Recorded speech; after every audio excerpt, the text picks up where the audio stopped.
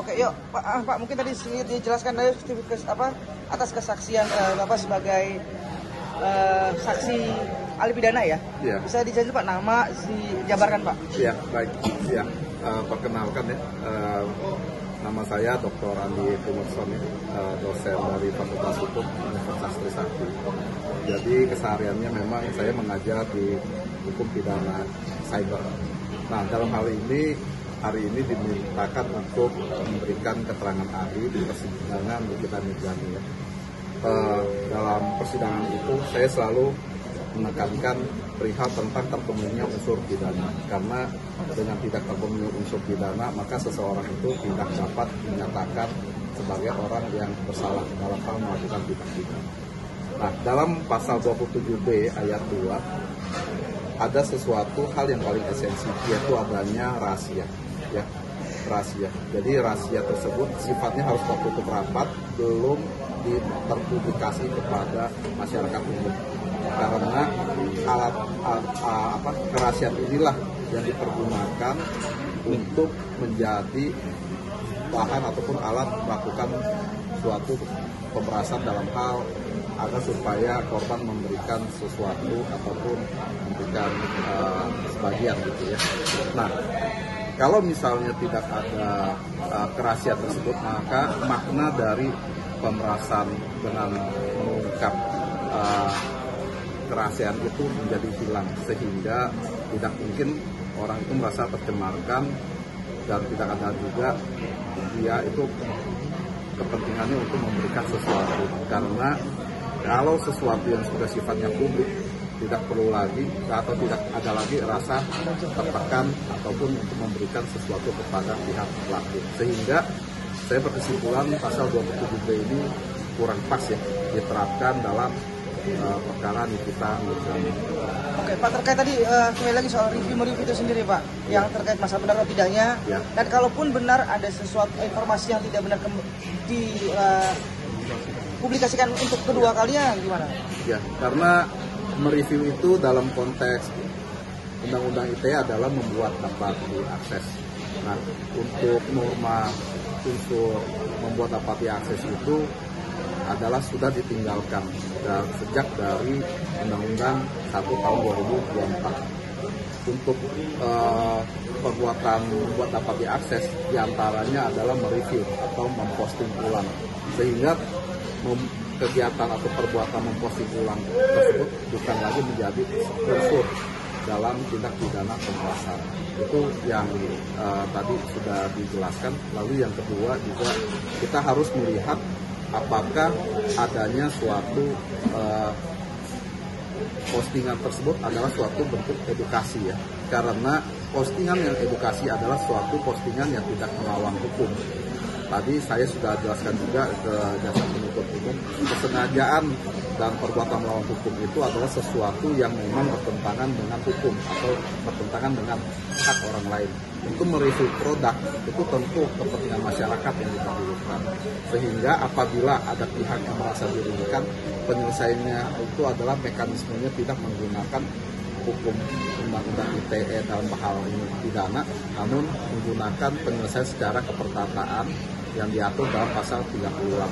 Karena pasal 38 ayat 1 memberikan juga uang kepada setiap orang yang dirugikan adanya kegiatan dalam penyelenggaraan sistem elektronik. Apabila ternyata yang disampaikan itu merugikan, maka kepada setiap orang silakan untuk melakukan gugatan secara keperdataan. Berarti ini bukan tindak pidana. Sebenarnya kalau kita runut dengan jelas, ini adalah suatu keperdataan di mana ada perbuatan, taruhlah Nikita Mirzani mereview. Kalau review itu benar, maka justru yang melakukan tindak pidana adalah pemilik produk tersebut. Nah, kalau yang direview itu tidak benar, penyelesaiannya juga bukan melalui mekanisme pidana, tapi melalui gugatan. Nah, ini yang menjadi konsentrasi. Lalu yang tadi yang berkenaan dengan informasi elektronik, apakah dokumen elektronik itu juga menjadi alat bukti? Saya selalu katakan alat bukti elektronik itu harus diperoleh secara sah, bukan mekanismenya dalam bentuk setelah disita. Karena justru penyitaan itu adalah suatu hal yang dapat diperadilan kan. Namun hal ini kan saya menekankannya itu adalah mengenai keabsahannya. Oke Pak, kalau kita lihat ini kan sebetulnya ini kan soal tadi review ya. Ya. Tapi di sini kan awalnya ada katanya kan adalah kerja sama endorse dan segala macamnya, pada akhirnya sampai ada di titik pemerasan lah di sini gitu kan. Nah, Bapak sebagai ahli pidana di sini, menariknya memang apakah semua berawal dari yaitu review sampai terjadinya hari ini ya? Ya, ini kan bicara tentang mens rea ya. Kalau tindak pidana itu harus dilihat kepada niatnya. Niatnya dari Nikita Mirzani yang saya lihat itu kan adalah memberantas kepada produk-produk yang terklaim. Niatnya ini, awalnya di situ. Lalu ada niat dari pemilik produk lah. Pemilik produk itu niatnya itu agar supaya Nikita Mirzani tidak melakukan review. Sesungguhnya harusnya kalau misalnya produk itu benar, makanya dilakukannya itu adalah menggugat Nikita Mirzani. Sekali lagi harusnya begitu, karena sudah dirugikan produknya. Dan untuk pencemarannya itu tidak pernah akan dapat dibuktikan, oleh karena pencemaran itu adalah review produk. Review produk itu tidak memenuhi tentang pencemaran nama baik. Tadi kembali lagi ke yang soal rekaman itu kan keabsahan yang dari bukti. Kalau rekaman yang yang dijadikan barang bukti oleh pihak penggugat itu apa itu keabsahan itu bisa dikatakan? Karena kan itu rekamannya sengaja direkam. Ya. Jadi yang disebut dengan informasi elektronik itu sebenarnya bukan yang akan ada atau yang dibuat. Tapi informasi elektronik itu memang sudah ada. Dan informasi elektronik itulah yang dipergunakan oleh si misalnya orang yang melakukan pemerasan itu. Tanpa adanya informasi elektronik itu, maka tidak mungkin seseorang itu menyerahkan barang. Nah, dengan adanya informasi elektronik yang belum diungkap menjadi alat tukar tawar.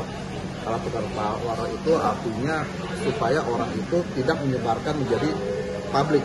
Itu maknanya seperti itu. Pak, terakhir mungkin bisa disimpulkan berarti dalam kasus ini tidak ada tindak pidana. Betul. Jadi dalam case Nikita Mirzani sesungguhnya secara undang-undang ITE ya tidak terpenuhi pasal 27B ayat 2. Sesungguhnya penyelesaiannya adalah mekanisme melalui keperdataan. Walaupun di situ ada nilai gitu. Ya, sebenarnya saya tidak berkompeten ya.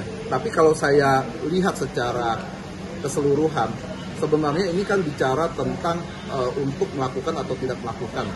Jadi Nikita Mirzani diminta untuk tidak melakukan review. Itu sebenarnya.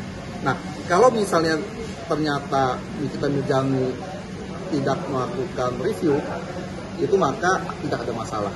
Kalau misalnya Nikita Mirzani melakukan ada review, itu maka dari pihak si pemilik produk dapat melakukan gugatan.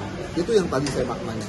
Gugatan itu bisa bermakna kepada karena ada kerugian, ada yang kedua itu karena wan prestasi.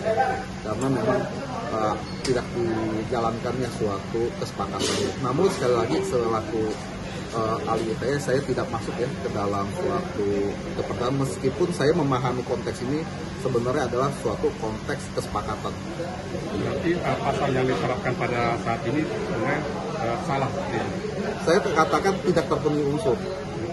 Tidak terpenuhi unsur yang pertama tidak terpenuhi adalah unsur kerahasiaannya. Tidak ada kerahasiaannya. Unsur yang kedua adalah berkenaan dengan membuat dapat diakses juga telah dicabut ataupun telah dirubah oleh Undang-Undang 1 tahun 2024. Sehingga kedua hal tersebut itu menyebabkan perbuatan ini adalah bukan tindak pidana. Oke.